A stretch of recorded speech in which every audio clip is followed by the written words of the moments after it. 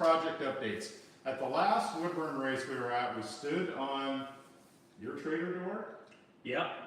And we said that there'd be projects and there'd be updates. Well, there's projects. So we're gonna follow George around a little bit. We're gonna get a quick update on all the projects he's got. He's currently got 3 cars that aren't his in the shop. So his car's, you know, mothballed. Yeah. Winter. It's kind of been a first. Typically I have restoration projects in here. Yeah. And as anybody knows that's done one, it's a full-time commitment, you know, doing a restoration project for, you know, one guy show. So I've actually changed my path a little bit. I'm doing more engine stuff and more swaps and stuff like that. So yeah, kind of getting away from the bodywork stuff, and now we're doing engine stuff. So I'm able to get more than one car in here, even though I still have my full-time job every day. Because I have to wait for machine shops and stuff like that and others to supply parts and stuff. So it's just working out that I can do more than one car at a time. Yeah. No block sanding, no dust. No, it hasn't been dusty in here. A little bit of antifreeze. Yeah, a little bit of a wet floor, but we can deal with that. It'll go away. So. All right, we're gonna follow you around. We'll do this real quick. Okay. So. What are we talking about? Start with the Chevelle right here. Yeah. Some of you may have seen it on the channel already. This is Cheryl Cannon's car.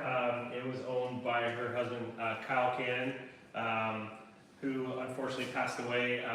And I'm doing an engine for this car for her, fixing up the engine. I actually just dropped the short block off at Tony Carbaugh's shop over here, Carbaugh Race Engines. So he's got the short block, and he's going to go through everything and magnaflux everything, make sure it's okay before we measure the boards before we order pistons and bearings and all that good stuff. So I got that one going, and the heads are actually at Rob Lauthan's shop, and he's going to go through the heads and take a look at everything there and make sure they're kosher.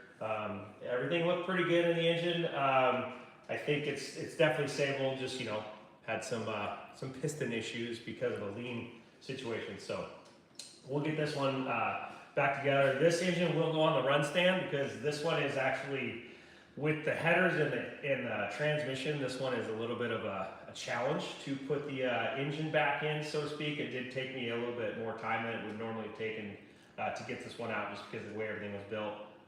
It's just, the headers are so massive. They're giant. And the 6-speed is so big that it was just a little bit more time consuming.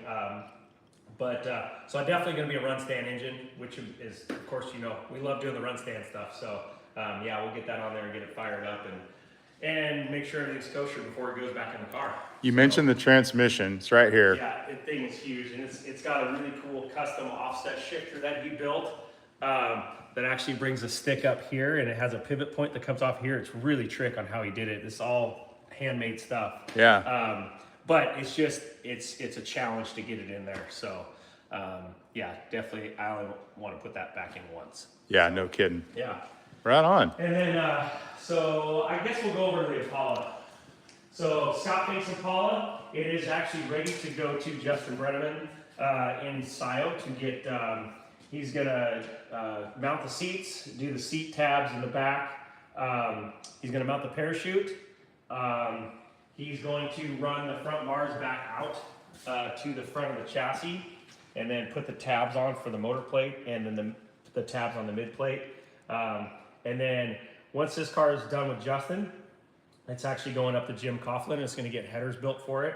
So we decided on 2 1/4 to 2 3/8 stepped stainless headers, and the plan is to come through the what would be the fender well here, and our plan is to come out right here with a little turn on it, so it's not a dust blower. But yeah, so hopefully, I'm hoping by end of November this car comes back to me, so I can get.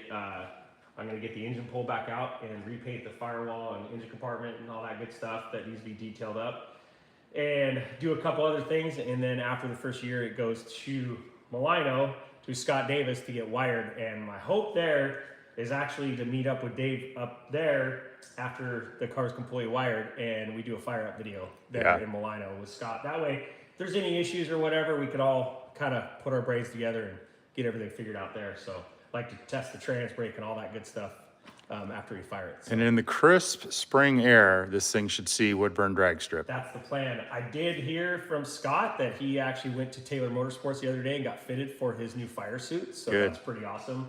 I just told him make sure it fits me too. Right. Yeah.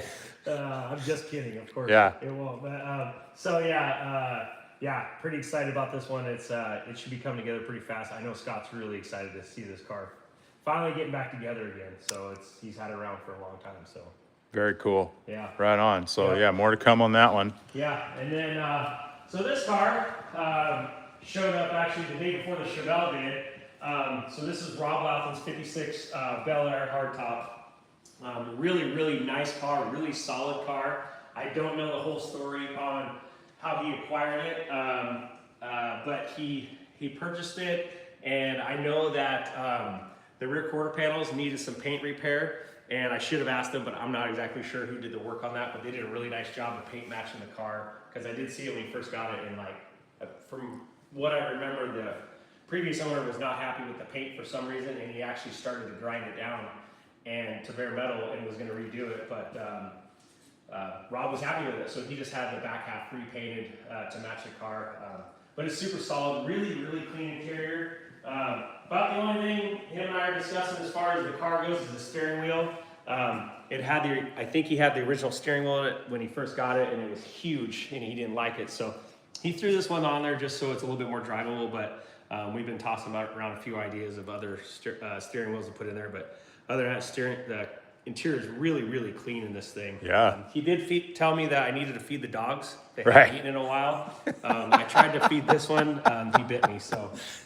Yeah. Oh wait, we're doing all this without Buddy here. Yeah, I left Buddy out of the shop on this one. Yeah. So, but about the only other thing we're doing in the car, besides the engine stuff, is he wants me to relocate the battery, and then we're going to go to a digital speedometer type of a thing, because this car is getting a 4L60E in it. The original plan was a 700R4, and between me and this transmission guy, we talked him out of that, going to the electronic one, just because I don't like dealing with the TV cables, and I think the one he got a programmer with it that you can literally tune it from your iPhone or whatever, so Yeah. that'd be really cool. They've perfected that, I think. Yeah. So the reason why this car is here. Yeah, what happened here? Well, so this is a 327, from what he told me, it's a 327, and so him and his buddy were taking this car and Rob's Corvette down to the Winter Rod and Speed Show in 2024, I believe, yeah. And his buddy was driving it, and for some reason it stayed in second gear.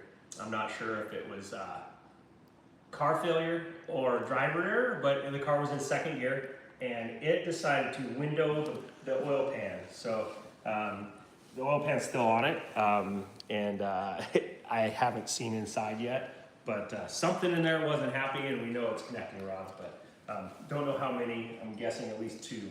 So we're gonna get a look at that thing here in a little bit. I'd say stay tuned to the channel. We're going to video the unveiling of the chunky small block. Yeah, stay tuned. We're going to talk about this in detail of what we're going to do to this car and what's going back in. It's actually pretty cool what's going back in it. So Right on. yeah. Well, good updates, George. We'll keep them coming. Thanks, everybody. Stay tuned.